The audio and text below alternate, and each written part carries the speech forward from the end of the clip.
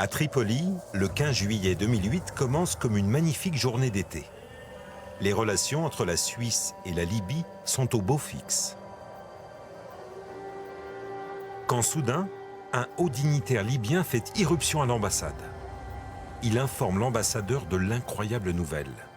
Hannibal vient d'être arrêté à Genève.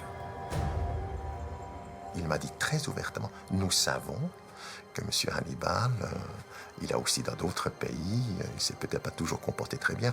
Pour nous, ça c'est secondaire. L'essentiel, c'est, s'il vous plaît, monsieur l'ambassadeur, faites en sorte qu'il n'y ait rien qui n'apparaisse à la presse. J'ai dit, écoutez, je ne connais pas les détails. La seule chose que je ne peux pas faire, c'est éviter que ça sorte à la presse. Cette réponse glace immédiatement l'atmosphère. Alarmé, l'ambassadeur suisse se rue sur le téléphone. À Genève, il se heurte au secret de l'enquête. À Berne, les bureaux sont vides.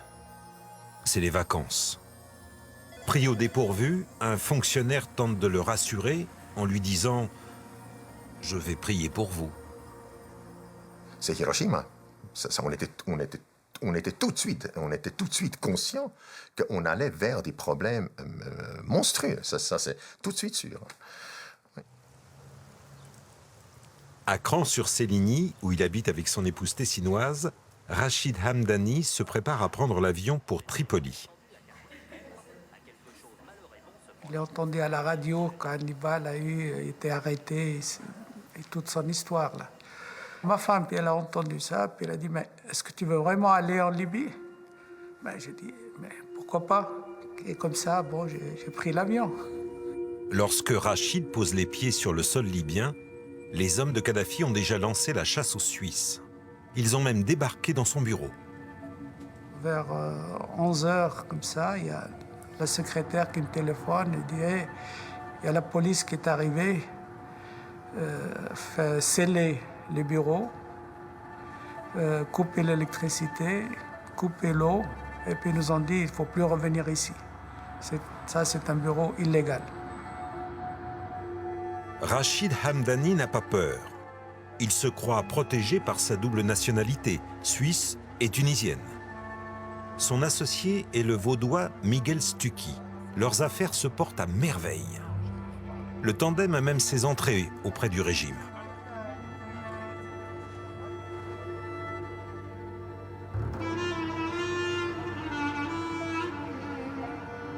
Et pourtant, les hommes de Kadhafi sont à la recherche de Rachid. En fin de journée, 3 hommes armés débarquent chez lui. Sans aucune explication, ils l'emmènent au poste. Donc, il y avait 4 bonhommes là assis par terre qui buvaient du thé, là. Et puis, depuis la porte, ils criaient « Ça y est, on a un directeur suisse ».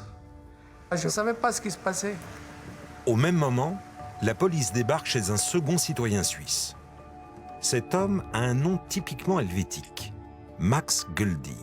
Il est le directeur de la filiale libyenne d'ABB. Max Göldi a l'esprit tranquille, il n'a rien à se reprocher. Il a téléphoné à l'ambassade pour dire il y a la police là qui arrive, qu'est-ce que je dois faire? Et puis bon, à l'ambassade, j'ai dit c'est des autorités, il ne faut pas faire de la résistance. Max prend une douche, met une cravate et suit les policiers. Sans aucune explication, Rachid Hamdani et Max Göldi sont transférés dans une des prisons les plus sinistres de l'ère Kadhafi. J'aurais préféré mourir que de se trouver dans cette situation-là. Chaque minute, ça m'apportait de la peine. La cellule, c'est quelque chose d'horrible. C'est cages, c'est comme des cages pour animaux qui n'a pas de fenêtre, rien du tout. Il y a juste une ouverture vers le plafond où on recevait de l'air. Dans cette salle-là, on était 18. Il y avait 12 lits. C'est vraiment les moments les plus pénibles de ma vie. Au même moment, un troisième homme joue son destin à l'aéroport. Un soudeur germano-suisse qui s'apprête à prendre l'avion pour l'Allemagne. Pendant des semaines, cet homme deviendra un secret bien gardé, le troisième otage suisse. Il y avait des gens qui le cherchaient, ils se sentaient menacés. Alors il a réussi à rebrousser chemin, prendre un taxi et directement arriver à l'ambassade. Et il est resté chez nous jusqu'à ce que, avec un deal de visa, on a pu le faire sortir. C'est clair, désormais Tripoli s'en prend aux citoyens suisses. Des familles entières, paniquées, se réfugient à l'ambassade.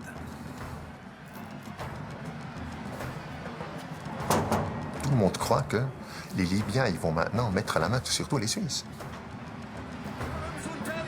C'est comité révolutionnaire qui vient de crier devant l'ambassade, à bas la Suisse, le fils du guide a été humilié, et vous vous dites, et maintenant je fais quoi? Et maintenant je fais quoi? L'ambassadeur est mis sous pression, harcelé de jour comme de nuit. Un soir, les Libyens le convoquent pour lui montrer une preuve soi-disant irréfutable des mauvais traitements infligés à Hannibal. Et il y a un type qui sort de derrière avec un t-shirt blanc mais entaché de sang et qui me dit « Vous vous rendez compte, monsieur l'ambassadeur? Voilà le t-shirt de Hannibal, comme il a été traité dans la prison genevoise. Je vous assure que j'ai vraiment dû avaler ma salive. » Et je lui ai dit, dans nos prisons, on ne traite pas des gens comme ça. Après 10 jours de cellule, Max Goldi et Rachid Hamdani sont relâchés, mais ils restent otages de la Libye. Leurs entreprises sont fermées, leurs passeports confisqués. Berne dépêche une délégation à Tripoli. La Confédération croit encore en des négociations entre États bien élevés.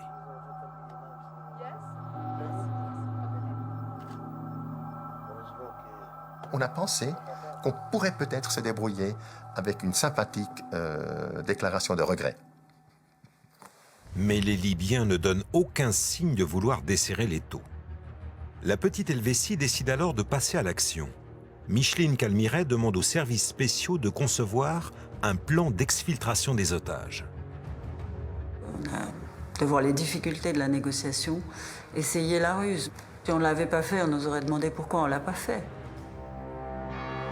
Les services secrets de la Confédération communiquent leurs consignes à l'ambassadeur qui, à son tour, informe les otages. Je transmettais à Rachid et à Max Goldi sur le toit de l'ambassade pour ne pas être entendu, n'est-ce pas, si jamais il y avait des micros dans notre ambassade. Le plan est simple. Les otages feront semblant d'aller se baigner à la piscine de la société Ericsson.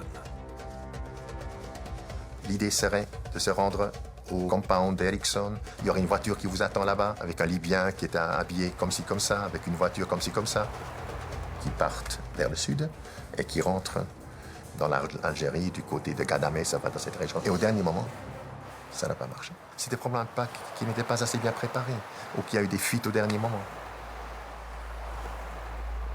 Un autre scénario est échafaudé. Les otages loueront des jet-skis et seront évacués en haute mer par les forces spéciales helvétiques. Mais comme les deux autres, il avorte au dernier moment.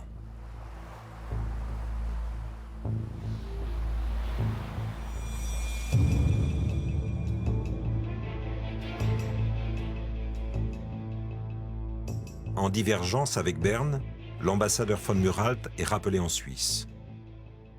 Cela fait déjà 1 an que Max et Rachid sont exilés loin de chez eux. Le dossier, dès le début, il était très mal géré. Malheureusement, l'État suisse n'a pas compris la situation psychologique ni de Gaddafi ni de sa famille. Hannibal et Mu'tasim et leur sœur, avec leur père, étaient très durs à l'égard de l'État suisse. Saif al-Islam était très flexible. Mais malheureusement, son opinion n'est pas respectée. Hannibal, il m'a dit une phrase qui m'a complètement bouleversé. Il m'a dit, si vous allez régler cette histoire, et mettre les deux Suisses dans l'avion. Moi, je fais exploser l'avion. Le capitaine Hannibal est tout à fait capable de mettre sa menace à exécution. Il n'a qu'une idée en tête, la vengeance. Et son père fait corps avec lui. Mais Hans-Rudolf Merz croit fermement en sa bonne étoile lorsqu'il atterrit à Tripoli en août 2009. Le président suisse accepte de traiter avec de simples ministres, alors qu'au pays de Kadhafi, seul Kadhafi décide. Un diplomate tessinois vient d'être nommé à la tête de l'ambassade. L'heure est à l'optimisme. Les otages ont reçu leur passeport, ils trinquent déjà à la liberté. C'est alors que les Libyens exigent une toute dernière formalité, un certificat médical. Confiants, les Suisses prennent le chemin de l'hôpital. Tout semblait normal, surtout que ça faisait depuis 3 jours. On nous promettait qu'on allait partir. Donc l'histoire semblait vraie. Un médecin les accueille, il demande aux diplomates de patienter à l'entrée des urgences et embarque Max et Rachid. Ils nous font rentrer dans une salle, fait mesurer la tension. Bon, moi, la tension était très élevée, là, c'était 220. Le docteur demande un électrocardiogramme, puis exige une radio. Les otages s'enfoncent toujours plus profondément dans l'hôpital. Soudain, ils sont poussés vers une porte dérobée. Max essaie de téléphoner à M. Lazzarotte pour l'informer. Et là, ils ne nous ont pas laissé encore téléphoner, puis saisir, puis pousser dans la voiture, et puis partir en toute vitesse.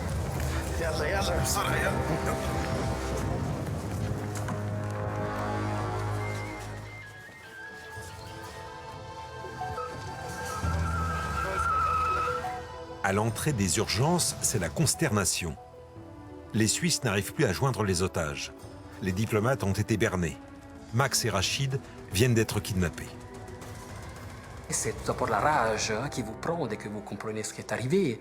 Et puis qu'il faudra essayer d'expliquer aussi aux familles que les deux ont disparu et qu'on ne sait pas où ils sont.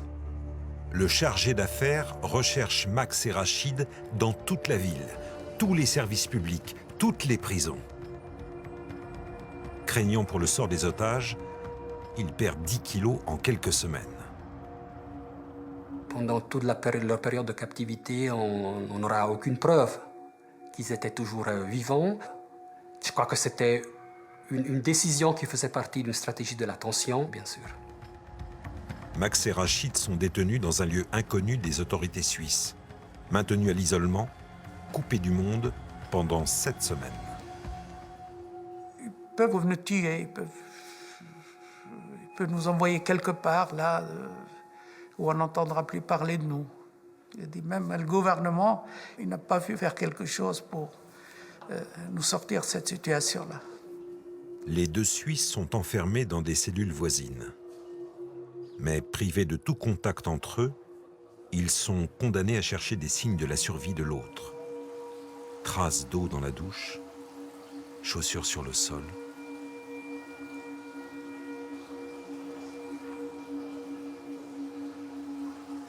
Cet sentiment d'isolement, je le vis encore aujourd'hui. Ça fait comme une période où j'ai disparu, presque mort. Et puis soudain, les voilà emmenés chez un juge qui les inculpe de violation de la loi sur le séjour des étrangers et puis les précipite dans un taxi à destination de l'ambassade suisse. C'est une explosion de joie, si vous voulez, parce que personne ne sait, puis on tapait à la porte. Et puis le chauffeur là, qui était là, « Ah, Rachid, Max », il a crié de joie. Oui, il y avait Lazzarotte là aussi. Alors tout le monde criait, quoi.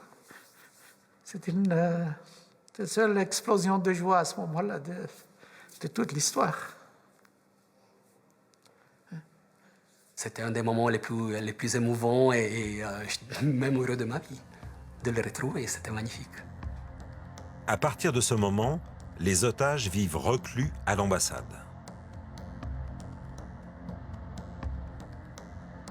Les sourires de ce Noël 2009 dissimulent mal une mauvaise nouvelle. Tripoli exige désormais que les deux Suisses soient jugés. Craignant un siège, l'ambassade constitue des réserves de nourriture, car Max et Rachid refusent de se rendre à leur procès.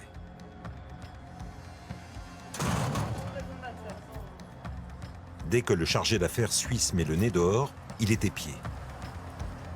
Lorsqu'il prend sa voiture, il est immédiatement pris en chasse.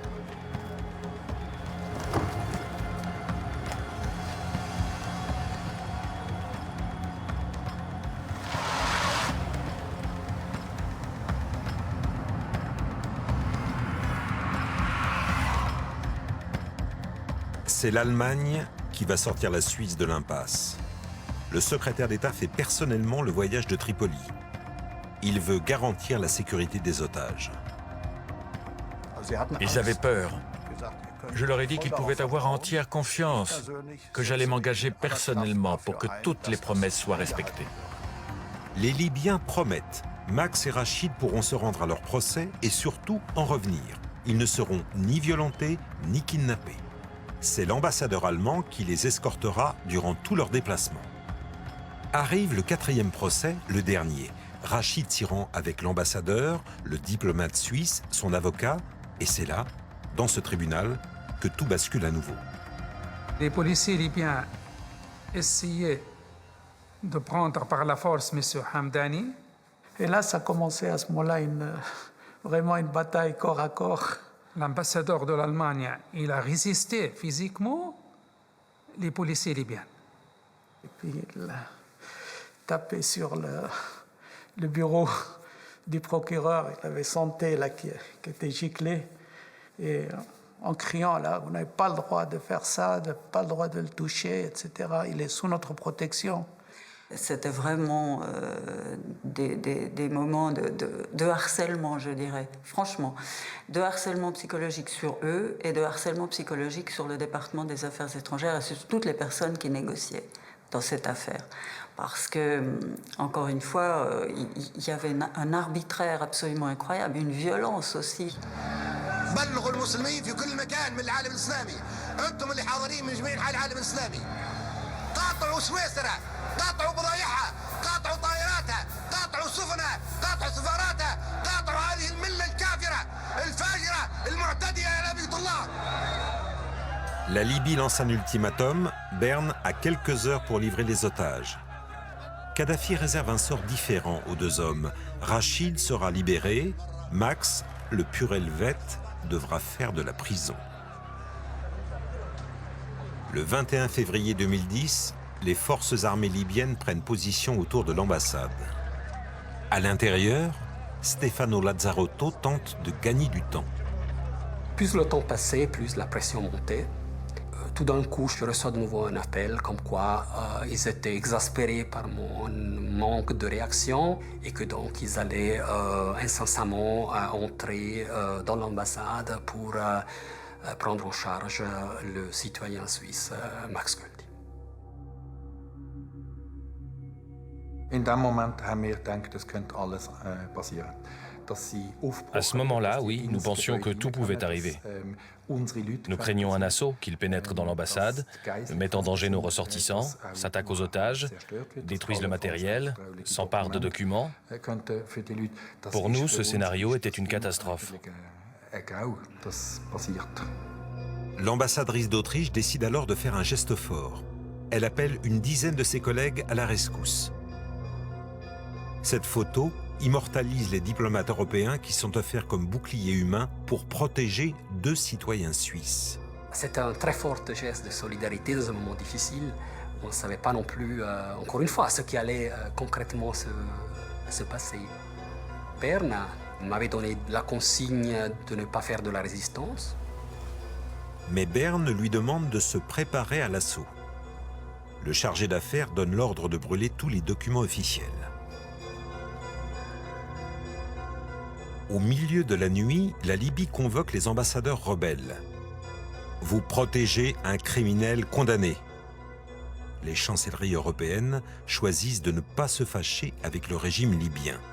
Les otages vont devoir se rendre, ils n'ont pas le choix, mais la Confédération les contraint quand même à choisir. Là, c'était évident qu'il allait envahir l'ambassade pour nous prendre. Et là aussi, on demandait qu'est-ce qu'on doit faire. Est-ce qu'il faut se rendre ou dire, c'est à vous de décider.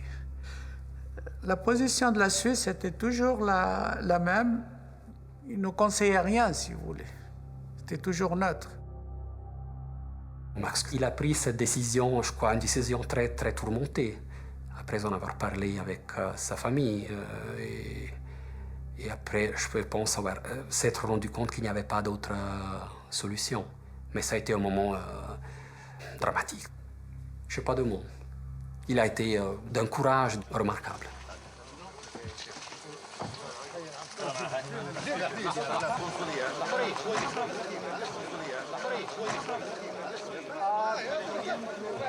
Scène irréelle, Stefano Lazzarotto, dans sa 4x4 bleue, engage une course-poursuite à 200 km/h. Il ne veut pas perdre Max Goeldi de vue.